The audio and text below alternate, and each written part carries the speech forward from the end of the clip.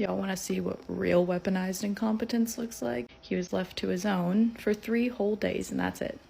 This is the state of our kitchen and dining room. This is the most tame of it.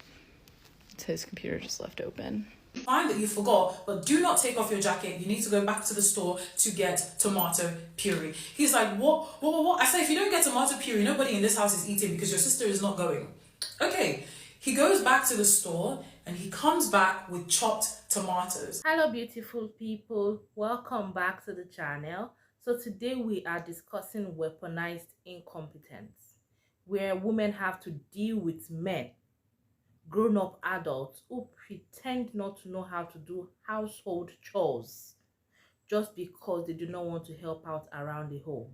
So we're going to see a clip of a lady who showed how her father left the house messy when she and her mom left the home for just 3 days.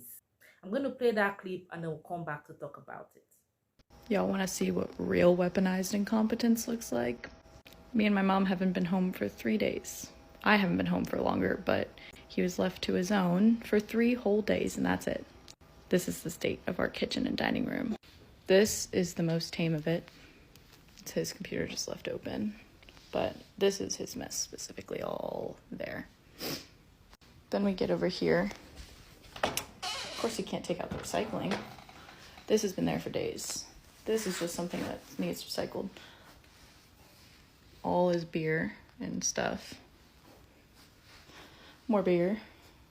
Left out ranch, or blue cheese, great, that's really ruined. That's been out for at least overnight. This is left open. That is because he refuses to do the dishes, so he has run out of silverware. Let me show you. This is like big stuff. But yeah, out of silverware, that's our silverware. There's spoons only.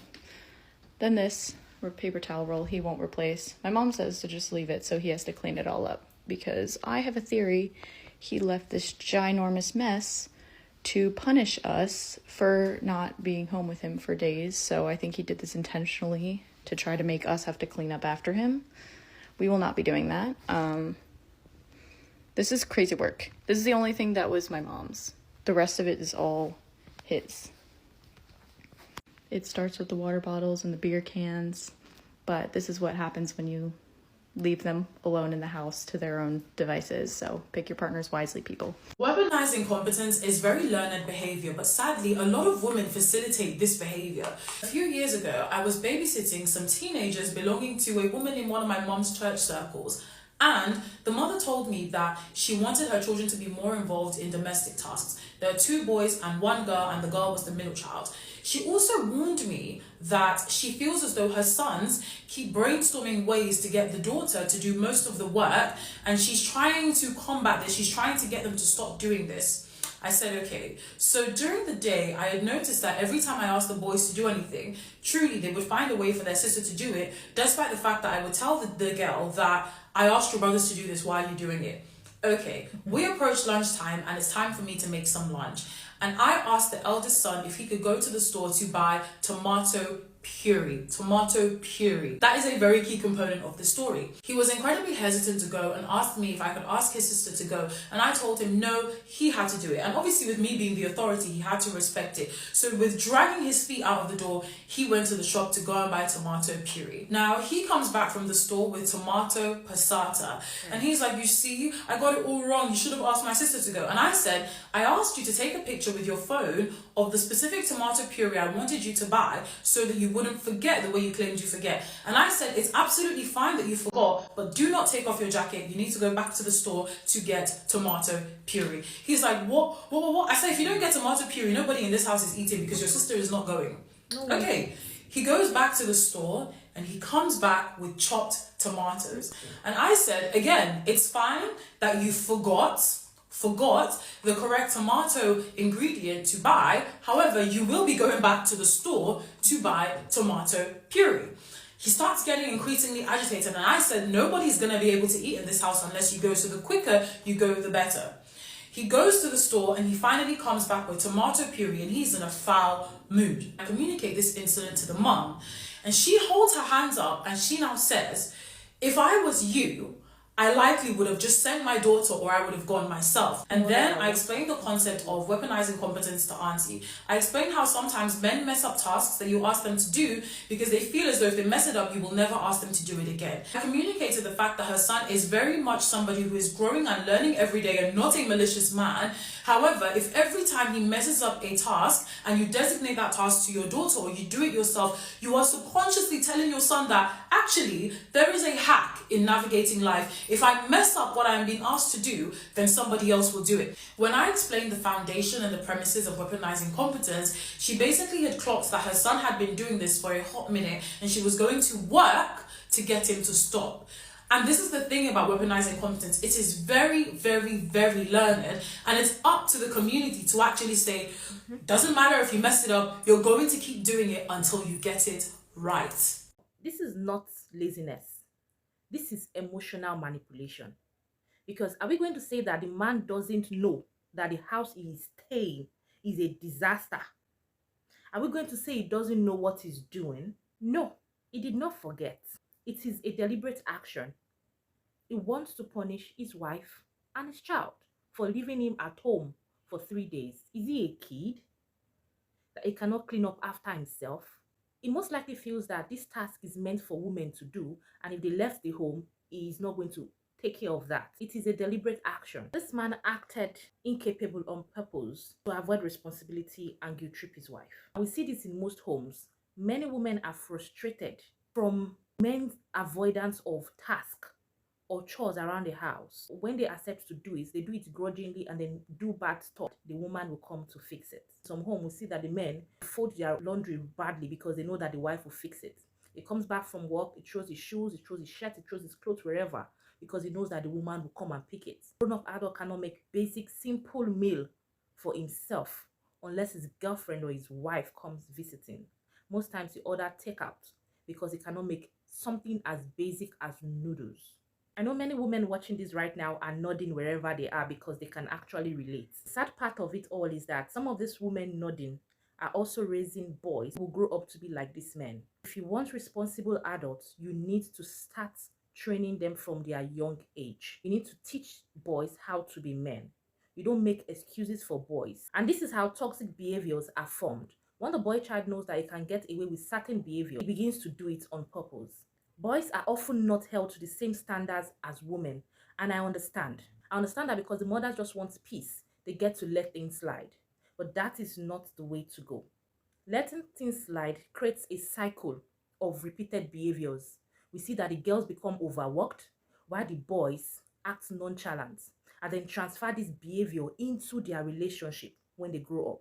They become toxic fathers, they become nonchalant dads, they become lazy around the house. It begins to look as if their wife is nagging them when she asks for support. So this young boy was sent to buy something really simple, tomato puree, like tomato puree, something really simple. But he kept coming back with the wrong item again and again. And why is that? He did that because he didn't want to do it. He felt it is a lady's chore and his sister should have been sent instead. Now, if his nanny hadn't insisted that he did it, he wouldn't have got it right. Did you guys also notice that his mom, who said she wants her son to assist with tasks because she noticed that they always send the sister often, was still the same person who told the nanny that while he was failing, the nanny should have just sent his sister instead. This goes on to show that mothers are the enablers of these men. Adult men, husbands do not just turn out to become that way.